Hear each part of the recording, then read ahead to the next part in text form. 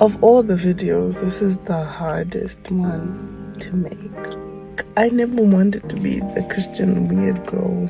And then I heard God say, but I want to hear God's voice all the time. It's scary putting it out there. What are people gonna say? Because I'm not weird, I'm normal. I just kind of talk to God sometimes, For some reason, I didn't want to go to church and I would stay at home. This one Sunday, my mom and my sister went to church and I stayed and I was outside playing with my friends. As I'm playing, everything just faded in the background and it was just me and God just talking to me. It was like he was tugging at my heart.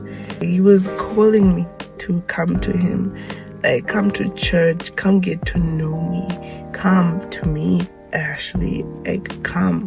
This is proof that I was young, because then I was to God, I want to have fun.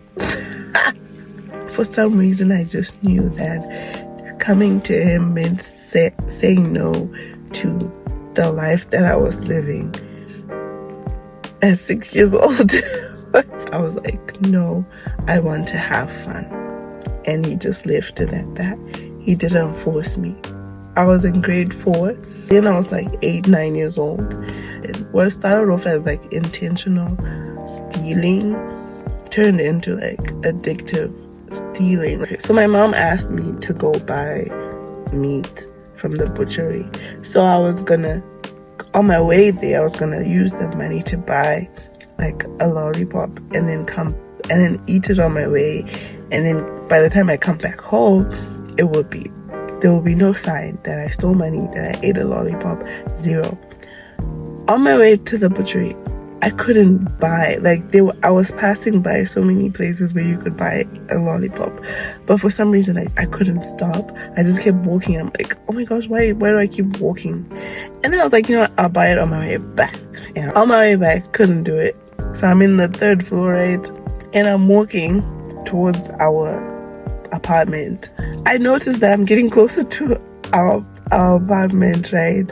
But I still have the money. And if I go back with this money, my mom's going to know that I'm stealing again. And I was scared because I was going to get in trouble. And so this money started feeling so heavy and dirty in my hands. And I was just wondering, what in the world is going on? And I was panicking. And I was what am I going to do with this money? I have no idea what to do with it. I need to get rid of it. That's what I was thinking. Because the money started feeling so dirty and so heavy in my hands.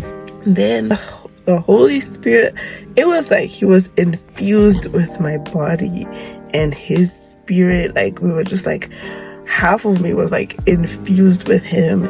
And then this half, I was holding the money. So maybe that's why he didn't fool me, because this money was feeling dirty and heavy. And then he whispered and he's throw the money in the hole. And then when I looked down, there was a hole in front of me. What? And then I threw the money inside that hole. And from that day onwards, I never stole a penny. Never. Fast forward grade 5. We're in the middle of an English lesson. By this time, mind you, I had lived a very, very interesting childhood. I was very naughty, I'm not gonna lie. Both just as a child to my parents and naughty in the sense of sinful. I was 10 years old. I had done so many things that it's probably hard to believe now, but then I was a mess.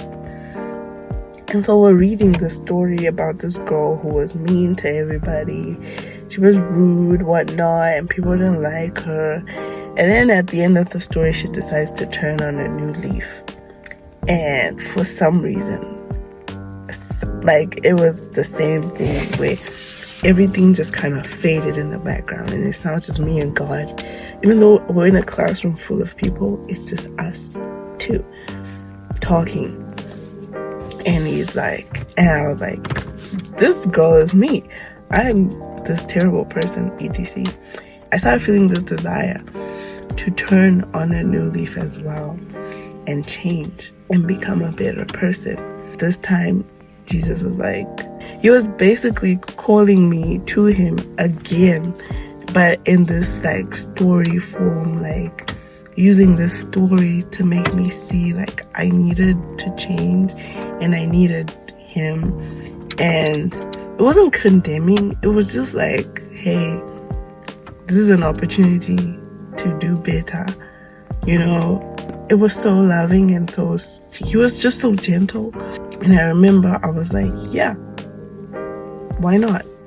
And that's the first time I say yes to God. And my life was not the same after that, I'm not gonna lie. A lot changed. Like, I was a lot more smart in class. Like, before I was so bad, my grades were so bad. But then in grade 5, that's when I just started peaking and I started doing better. And it's like people forgot that I was not that great before. Stuff just changed. And it's like he rewrote my story, like made everyone forget all the stuff. And then I just kind of started, I started over. And it was really cool. I started going to church a lot more. And I loved church, and I would like dance, and I loved worship, and I loved being in his presence.